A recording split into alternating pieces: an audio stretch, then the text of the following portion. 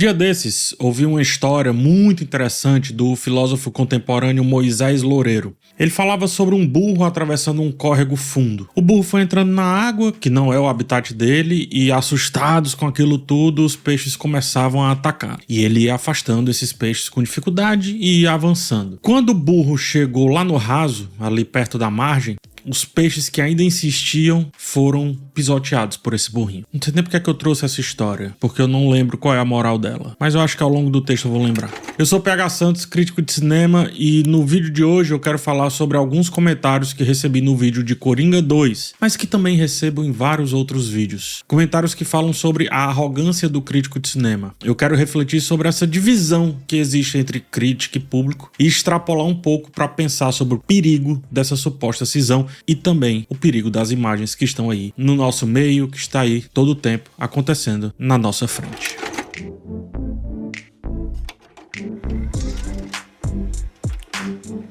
Pois é, o vídeo de hoje é sobre crítico, público, arrogância e imagens. Eu não vou trazer spoilers de Coringa 2, obviamente, tá? Mas ele é um filme bastante divisivo. E também pudera, né? Ele provoca isso conscientemente ao não entregar uma continuação que concorde com o filme anterior. Mais do que isso, ele promove embate com o filme anterior. Eu expus os meus pontos na análise detalhada desse filme e, como esperado, os comentários entraram meio que em um pé de guerra. Isso sempre acontece com filmes que têm uma tendência a serem mais populares, né? Mais abrangentes, como esses tipo Coringa, como foi o Barbie, por exemplo.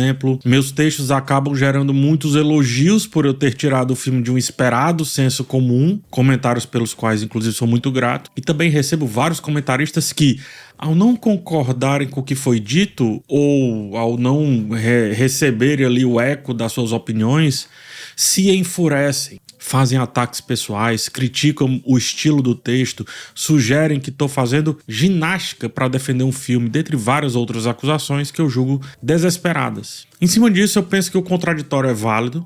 Eu trabalho com contraditório, mas a questão é como se coloca esse contraditório. Não é porque ele é válido que ele é válido de todas as maneiras. E aí esses ataques pessoais acabam rendendo muito nos comentários, né? É aquela retórica bem comum. Meu texto é assim há muito tempo. Quando agrada, é lindo e profundo. Quando não agrada, é terrível e prolixo. Sendo que é o mesmo texto de sempre. E aí, de verdade, eu reconheço que eu escrevo um texto mais complexo do que o normal dentro da plataforma que eu atuo. Mas acredito que ele está longe de ser realmente complexo, tá longe, anos-luz de ser assim. Não à toa, explico a mesma coisa de 2 ou 3 maneiras diferentes e eu ainda uso muitas alegorias, algumas bem comuns, assim, para simplificar bastante. Acontece que, comparado com outros vídeos da mesma plataforma, eu acabo usando poucos adjetivos, eu fujo de dar uma opinião binária, isto é, bom ou ruim, certo ou errado, e aí a comparação realmente se torna um pouco injusta, né? Esse texto, o meu, é melhor ou pior? Definitivamente nenhuma coisa nem outra, tá? Tem espaço para todos os estilos. A questão é que esse é o meu estilo e, portanto, eu atesto a favor dele, ué. Se eu fosse ver um vídeo sobre um filme, seria mais ou menos assim que eu gostaria que fosse o vídeo, sem tirar nem pôr, e é por isso que eu faço. Essa complexidade do texto, eu acredito que também vem num local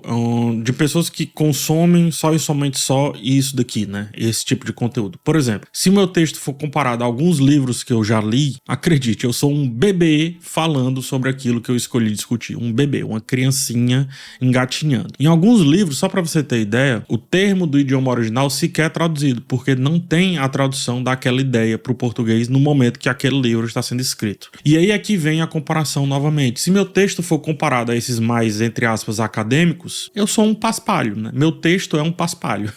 Se comparado ao meio ao qual eu publico, ele é pretensioso. E assim eu fico num limbo, se você pensar bem. De um lado, não vou agradar tanto, do outro, aparentemente tampouco. Só que esse meu tipo de texto, quando aplicado a séries e filmes ou qualquer outras obras um pouco menos populares, ele é muito bem elogiado. O que me gera a pergunta, por que então filmes populares caem nessa ideia de que não podem ser abordados de maneira que possa gerar uma reflexão ou qualquer coisa que vá um passinho além do oferecido? Por que eu preciso falar um pouco mais feijão com arroz sobre esses filmes para só aí me conectar com o público? Quanto mais popular, parece que menos um filme merece cuidado, e isso me soa muita estranheza, muita. Eu tô fazendo essas reflexões em cima de vários comentários, mas eu vou abrir aspas aqui para um deles, tá? O único que eu vou abrir aspas também para não ficar expondo as pessoas. Abre aspas. Adoro seus conteúdos, mas às vezes seu discurso é um pouco rebuscado demais. Me fala o que achou do filme e qual é essa perspectiva que você sugere para quem quer assistir sem odiar imediatamente, como a maioria tem odiado. O que essa pessoa quer é algo mastigado, ou seja, não é nem o tal feijão com arroz, se você pensar bem, né? Parece mais com o desejo de ter um fast food ou então uma comida ultraprocessada, portanto, uma opinião ultraprocessada, em vez de uma construção de opinião, em vez de uma cocção, em vez de cozinhar aquilo dali, né, e preparar um grande prato. Eu não sei e nem quero fazer esse tal desse fast food aí de texto. Até mesmo nos filmes curtos, TikTok, Instagram, quer que seja, eu busco fazer de uma maneira que exija um pouco mais do espectador. E eu penso assim porque se eu não consigo entregar uma definição pronta sobre arte, muito menos eu quero entregar definições prontas sobre obras de arte. Consegue entender meu ponto? O comentário piora quando sugere que eu deva apontar o jeito certo de se olhar ou deixar de olhar um filme para gostar ou não gostar. E eu acho isso bem pior porque muitas vezes os críticos são acusados de arrogância, inclusive os críticos que tentam, de fato, construir para além do fast food. Mas será que a verdadeira arrogância não seria vir de uma ditadura do gostar ou não gostar? Não viria desse crítico ditador que, em vez de defender as suas ideias, impõe como deve ser a visão do público? E é por isso que eu acredito que explicar uma opinião e argumentar em cima dela é essencialmente um exercício de humildade do que um exercício de imposição de uma visão. Afinal, eu tô parando e pensando sobre a minha opinião, sobre meus sentimentos, para expressar e quem sabe discorrer sobre a obra. Eu não estou dizendo, como vejo acontecer várias vezes, que você não deve assistir porque é ruim, que você deve assistir porque é o melhor de todos e assim sucessivamente. Por conta desse carinho que eu tenho em como eu vou passar a minha visão, é evidente que muitas vezes o texto ele vai sim sair mais cheio, ele vai sair mais carregado, mais pesado. É por isso que alguns conceitos vão ser trabalhados com mais cuidado, porque eles sim, esses conceitos são complexos demais para caber num fusquinha. E eu preciso respeitar essa complexidade, isto é, eu posso simplificar, mas não torná-la uma opinião rasa, uma opinião chula. Trago aqui o vídeo do Coringa como exemplo também, tá? Eu faço um bloco inteiro sobre comédia dell'arte e alguns nos comentários repudiaram essa minha abordagem. Ah, eu preciso saber disso então para gostar do filme? Não, na verdade você nem precisa gostar do filme. Não existe esse contrato com a arte, né? Você não... A arte não tá gerando ali um contrato de goste ou não goste. Não existe. Agora, rechaçar minha disposição de explicar um conhecimento para chegar a algumas reflexões de como eu vejo o filme, isso me soa como uma aceitação plena da ignorância. E quem acha que conhecimento pertence a uma elite, aí eu lamento. Essas pessoas eu, infelizmente, não tenho como abraçar na minha proposta de texto, na minha proposta de comunicação, inclusive se eu simplificar até o ponto mais ralo possível. Ainda assim, não vai ser para agradar as pessoas que aceitam por si a ignorância. Aí não dá. Eu vou levar essa reflexão para outros assuntos, mas antes de continuar eu preciso falar sobre um patrocinador aqui no canal. Se você é dessas pessoas que entende a importância de saber das coisas, eu te indico a Alura, a maior escola de tecnologia do Brasil. Na Alura você encontra formações completas para transformar sua carreira em programação, front-end, data science, UX design, inovação e gestão, e o mais legal, com uma matrícula só, você tem acesso a todos os cursos da escola, todos. Se você é iniciante ou está aprendendo uma nova habilidade, não se preocupe, porque a partir do plano Pro você conta com a ajuda da Luri, que é a inteligência artificial da Alura, que vem tirar todas as suas dúvidas e ainda fornecer resumos sobre os conteúdos que você estava estudando até agora. Agora, se o seu caso é daqueles que já dominam alguns assuntos, pode acreditar que nunca é tarde para dar um upgrade, né, para dar uma atualização nos seus conhecimentos, coisa que a Alura também oferece. Eu vou te facilitar essa aventura, inclusive. Com o meu link disponível na descrição e no comentário fixado, você consegue 15% de desconto na matrícula para ter acesso a todas as formações que a escola oferece. Não fique no raso, dedique-se a aprender algo, não repudie os conhecimentos que a vida lhe oferece. E vamos nessa conhecer a Alura no processo. Mais informações, repito, na descrição. Mas enfim, outro ponto que trago nessa reflexão aqui desse vídeo é essa dicotomia, ou essa guerra, ou essa antagonia pré-estabelecida entre público e crítico. Mais do que dicotomia, tá? Uma certa rixa já posta antes que qualquer um fale sobre, né? O crítico fala A, o público arrogante. O público fala A, o crítico fala burro. Né? Não tem isso? Veja o Rotten Tomatoes, que divide as notas de público e crítica como se fôssemos ou devêssemos ser diferentes, opostos. Daí vem a frase clichê: a crítica aprovou, o público não. Ou até o público aprovou, ou até a crítica aprovou. Esse pensamento, essa cisão é perigosa. pensamento acaba sendo imposto e introjetado tanto no imaginário do público quanto também no imaginário do crítico, ou seja, cada um se aceita nas suas ilhas cada vez mais distantes e nada interligadas. Afasta-nos, ou como dizemos aqui no Ceará, cria contenda entre esses dois públicos que orbitam o mesmo contexto, o mesmo meio. Inclusive já havia a mesma coisa sendo agenciada por artistas, tá? Quando artistas recebem ali o clamor da crítica, fica de um lado, né? Fica, foi aceito pela crítica. Quando recebe o clamor do público, rechaça a crítica, né? Mas disso eu falo no outro vídeo. No filme Eles Vivem, do maravilhoso John Carpenter, o protagonista começa a usar um óculos e esse óculos permite que ele veja mensagens subliminares do mundo, né? Sobretudo ali nas publicidades, nas imagens que estão postas à sua frente. São frases como compre, né? Faça agora e etc. Tanto nos outdoors, nas marcas ou em tantas outras coisas. Pois bem, essa cisão promovida entre público e crítica é como se um tivesse o óculos, esse óculos aí do Eles Vivem, e outros não. É como se o público enxergasse algo que a crítica não conseguisse ver, é como se a crítica enxergasse algo que o público não conseguisse ver. É como se esse óculos tivesse rachado, se você pensar bem. Cada um com a metade do óculos. Ou seja, ninguém entendendo e vendo aquilo ali por inteiro. E isso é terrível. Terrível porque se coloca o crítico como quem sabe e o público como tolo, como aquele que não consegue atingir aquele pensamento. Então fica um tentando construir e o outro, sabe-se lá, tentando apenas acompanhar. O público nessa retórica que eu julgo extremamente inválida é posto apenas como aquele que paga, portanto, como um consumidor. Alguns comentários do vídeo lá do Coringa apontam para essa reflexão quando dizem que não foi para isso que eu paguei meu ingresso, não foi isso que eu comprei, ou até sobre falar que um filme que vai mal de bilheteria não pode ser considerado relevante. Então o público começa a tratar o filme, série, livro, ou quer que seja, como um iPhone, por exemplo, como um produto que se vende é bom, se não é ruim. Sendo que a história do cinema mostra como inúmeros filmes que não ganharam aí as grandes bilheterias ou o gosto popular quando foram lançados, depois se tornaram clássicos. Assim como vários filmes de bilheterias enormes foram esquecidos. Essa questão aí dos filmes que não foram aceitos quando foram lançados, vai de Cidadão Kane até Blade Runner. O de bilheteria é bom. Se eu te perguntar 5 anos atrás de um filme específico, talvez você nem se lembre mais dos pormenores dele, e ele teve uma grande bilheteria. Então, enquanto isso, né, enquanto essa cisão vai se dando, o crítico, por supostamente ser inteligente, se torna ininteligível, porque o público vai se tornando também uma massa de manobra da indústria cultural. Então a indústria cultural vê o crítico como alguém importante de ser rechaçado. Quando você se distancia do que um texto mais rebuscado tem a oferecer, porque supostamente ele é inteligente ou intelectual demais, e por isso inalcançável, talvez, só talvez, você esteja entrando em um espaço que a indústria cultural precisa que você esteja, que é no espaço da alienação. Busque aí nas suas memórias, pode buscar. No colégio, os mais inteligentes eram rechaçados por boa parte da sala porque, dentre outras coisas, eles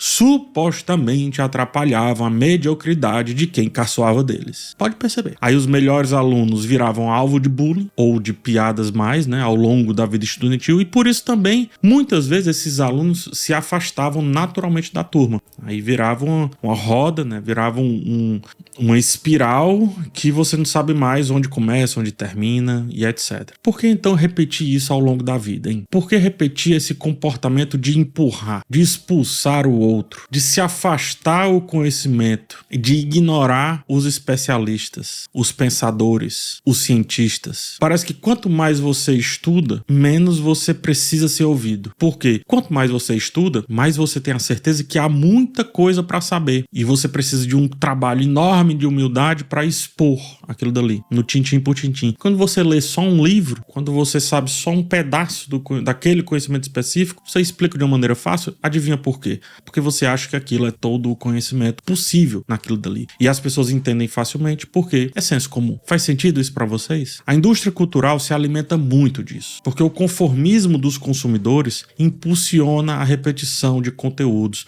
facilita a produção, faz filmes e séries, mais músicas e livros também, entrarem numa espécie de linha de produção. O público ama a sensação de segurança e a indústria se esbanja com fórmulas previsíveis. Assim como lá em tempos modernos, né? Enfim, sempre falam de tempos tempos modernos, quando vão citar linha de produção, o sujeito assiste o filme ali no automático e vai pra casa replicando a mesma coisa, sem nem perceber que tá replicando, né? O personagem do Chaplin, ele sai ali da fábrica e continua replicando a mesma coisa do jeito de quando trabalhava. Ou seja, aquele pensamento que o filme colocou, o filme fácil, se introjeta no sujeito a ponto dele levar pra vida sem nem perceber. Eu vou falar sobre isso novamente, tá? Mas o fato é que aceitar essas fórmulas previsíveis e não pensar, criticá-las, ter um senso crítico mínimo que seja, faz com que o público não avance. E aí, sem perceber, se junta à indústria da facilidade e coloca uma crítica no canto da sala, como se fosse o lado errado da história, como se fosse antagônica ao entretenimento leve e descomplicado, criando, portanto, uma divisão entre quem valoriza o senso crítico e quem apenas consome as imagens que aí estão. E aí eu vou voltar para o grande problema que eu já inseri um pouco nesse papo aqui. Não dá para ignorar o poder das imagens, não dá. Não podemos subestimar que as imagens que nos chegam não nos atingem se estivermos com o cérebro desligado. A gente tem uma péssima notícia, é assim que elas mais nos atingem, tá? Imagens são poderosas e por isso a reflexão em cima delas é essencial. Tem uma pesquisadora, a Melanie C. Green, que ela pesquisa narrativas, né? Especificamente como que as narrativas são usadas para conseguir implantar nas pessoas uma ideia. Ela chega a várias conclusões, mas uma delas nos seus estudos, não importa o dispositivo, jogo, filme, série, livro, nada é mais imersivo nesses dispositivos do que a narrativa, do que a formação de imagens. Mas um livro não tem imagens. As palavras são imagens. Então a Melanie C. Green, ela chega à conclusão nas suas pesquisas que quanto mais você imerge naquilo ali, mergulha naquilo ali, mais as imagens têm um fator decisivo na tua visão pós aquilo dali. Por isso que propagandas eleitorais são tão bonitas. Não só bonitas, mas muito bem contadas. Tem uma narrativa, hoje em dia, sobretudo, muito fidedigna com aquilo que quer transparecer. É por isso que as propagandas hoje, e não só hoje também, mas mais ainda hoje, tem uma grande história. É por isso que nos TikToks e Instagrams, o sujeito começa com o tal do gatilho, começa a contar uma historinha para te prender naquilo tudo, né? Isso acontece por quê? E eu vou recorrer a Melanie C. Green, tudo que eu estiver falando aqui, tá? Quando você desliga o cérebro e aceita que as imagens simplesmente passem, com elas vão muitas informações que serão, repito essa palavra, introjetadas na sua existência sem que você faça qualquer julgamento delas, qualquer senso crítico sobre. Quando crianças, depois de assistir Karate Kid, a gente quer brincar de luta, né? Sair imitando ali o que vimos do Daniel San e tal, a gente fica lutando. Quando vemos Star Wars, por exemplo, a gente brinca com cabo de vassoura, imitando o som de sabre de luz. Por isso que no final do filme 8 é um garotinho segurando um cabo de vassoura. O autor, né, o Rian Johnson, já falou que ele fazia isso quando era criança, brincava com cabos de vassoura como se fossem sabres de luz. A questão é que adultos, as ideias que consumimos nos levam a algo bem mais profundo, como política, estilo de vida ou tantas outras coisas relacionadas a isso. Então, em vez de brincar de luta, a gente passa a receber padrões através dessas imagens para as quais supostamente nos desligamos. Veja só que eu disse receber em vez de pensar sobre. Por isso a minha proposta nos meus textos é para que a gente pense nesses padrões, pense nessas sugestões. E por isso o senso crítico não pode ser alvo de rejeição.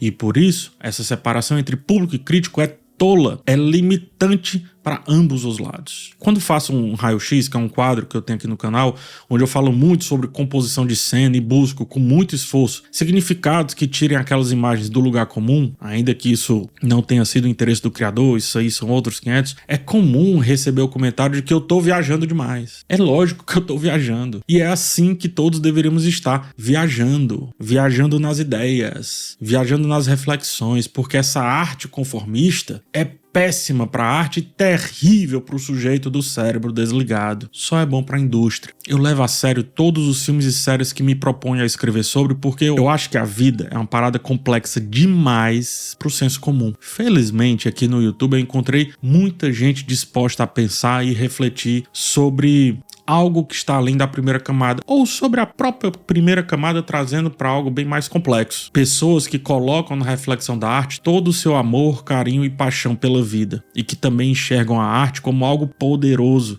impactante, essencial para a mudança. Assim sendo, eu não vou abrir mão de quem quer se aprofundar em detrimento àqueles que se sentam em sofás da facilidade, em sofás do clichê, aqueles que se contentam em se alienar com o que está em tela. Nesse canal aqui e em nenhum aspecto da minha vida, eu simplesmente não posso e não quero fazer isso. Temos cada vez mais imagens, cada vez mais fugazes. Esse meu pedido para olharmos para elas se torna cada vez mais urgente, eu penso assim. Não precisa ser através de mim. Existem tantos outros nomes fantásticos que fazem melhor do que eu. Quadrinhos na Sarjeta, Hora Thiago, Ludo Viajante, Senhorita Bira, enfim, tanta coisa, muita coisa, todos melhores do que eu. Mas eu prefiro antes me calar do que falar apenas o óbvio, do que dizer como você deve ver, deixar de ver, se você deve ou não ver algo. Portanto, fica aí o manifesto. Inclusive contrário a quem me pede o oposto do rebuscado, a quem me pede o resumo ou a solução no simples sim ou não, bom ou ruim. Eu vou aprofundar.